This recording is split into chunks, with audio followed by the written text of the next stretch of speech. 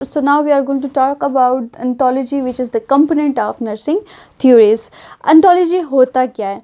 एंटोलॉजी actual में जो है ना, तो फिलॉसफी की एक ब्रांच है जिसमें हम लोग क्या करते हैं, हम देखते हैं कि नेचर ऑफ रियलिटी क्या है, क्या चीज़ एग्जिस्ट कर रही है, क्या रिलेशनशिप है दो कॉन्सेप्ट्स का आपस में एक दूसरे के साथ, क्या रिलेशनशिप है उस चीज़ का जो कि एग्जिस्ट कर रही है, वो क्यों एग्जिस्ट कर रही है, कैसे एग्जिस्ट कर रही है, किस तरह से हमारे साथ रिलेट कर रही है, किस तरह से वर्ड के साथ रिलेट कर रही है, तो उसको हम लोग किस में देखते हैं, ओंटोलॉजी में देखते हैं। इसमें डिफरेंट क्वेश्चंस अराइज होते हैं कि ये क्या है, ये क्यों है, ये चीज़ किस लिए एग्जिस्ट कर रही है, ये इसका रियलिटी के साथ क्या ताल्लुक़ है, ये चीज़ रियल में क्यों है, कैसे है।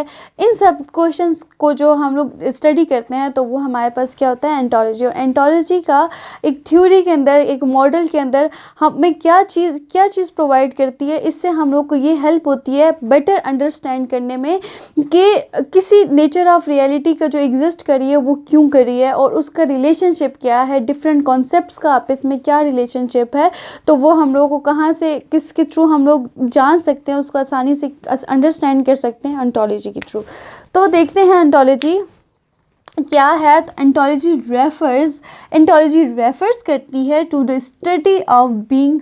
किस चीज़ पे स्टडी करने पे, व्हाट इज़ और व्हाट एग्जिस्ट, क्या है और क्यों है और कैसे एग्जिस्ट कर रहा है और उसका क्या रिलेशन है इस दुनिया के साथ या हम एक दूसरे के बीच में, ठीक है।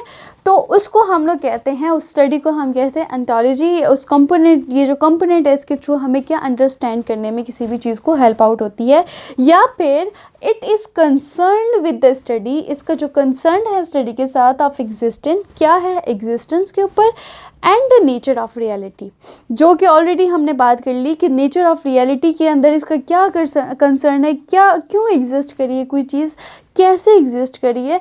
ऐसे क्वेश्चंस को हम लोग जो अंडरस्टैंड करते हैं जब जानते हैं किसी भी थ्योरी या मॉडल में, किसके थ्रू, ओंटोलॉजी के थ्रू।